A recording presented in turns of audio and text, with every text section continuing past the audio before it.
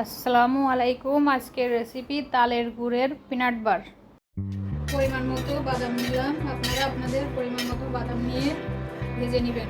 আমি হালকা আছে ভাজি করে নিচ্ছি। জোরে হিট দেবেন না, জোরে হিট দিলে বাদামগুলো তো কালো হয়ে যাবে, ভিতরে কাঁচা হয়ে যাবে।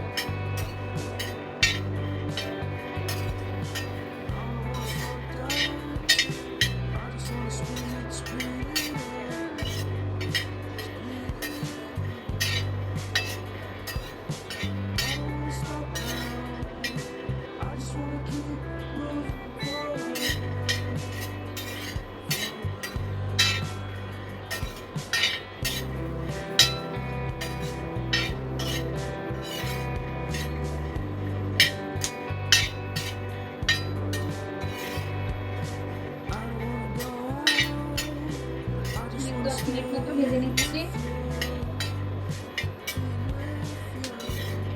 আমার বাদামগুলো প্রায় ভাজি হয়ে গেছে, আর সামান্য কিছু সময় ভাজি করে নিব।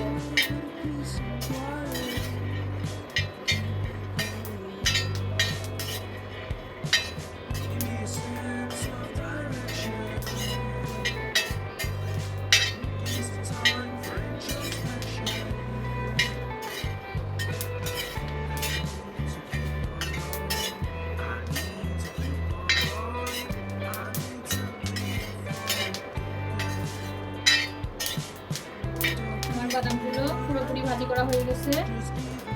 এখন আমি চুলোটা অফ করে দেব, ঠান্ডা করে খোসা ছাড়িয়ে নেব।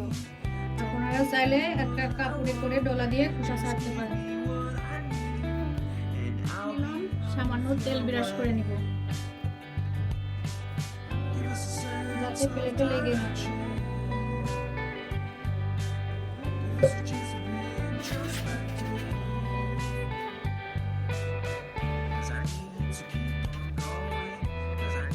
সসপ্যান নিয়ে নিলাম, এর ভিতরে পরিমাণ মতো পানি দিলাম, এরপরে তালের গুড় দেব।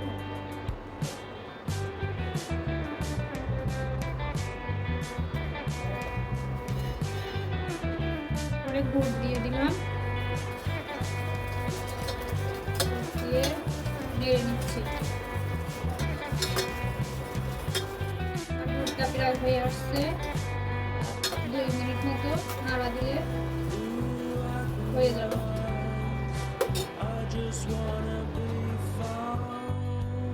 বাদামগুলো পরিষ্কার করা হয়ে গেছে, এবার গুড়ের মধ্যে ঢেলে দিব। সামান্য একটু সয়াবিন তেল দিয়ে দেব।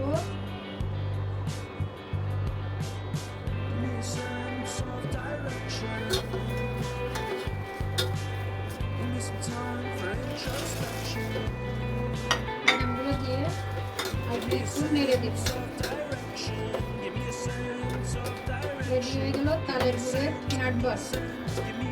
চুলা থেকে নামিয়ে নেব। তেল মাখা প্লেটে নামিয়ে দেব।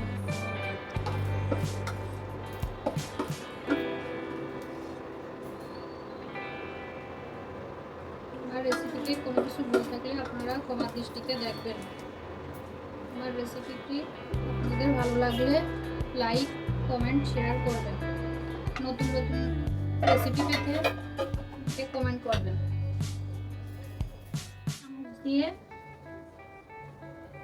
নেড়ে দেব। আপনারা বেলুনে হালকা একটু তেল জড়ায়ে বেলুন দিয়েও চাপ দিতে পারেন। কিছু সময় পরে ঠান্ডা হয়ে গেলে আমি আপনাদের কেটে দেখাচ্ছি আমার পিনাট বারটা কেমন হয়েছে। আমি পিস পিস করে কেটে নিচ্ছি, আপনারা আপনার পছন্দ অনুযায়ী পিস করে নেবেন।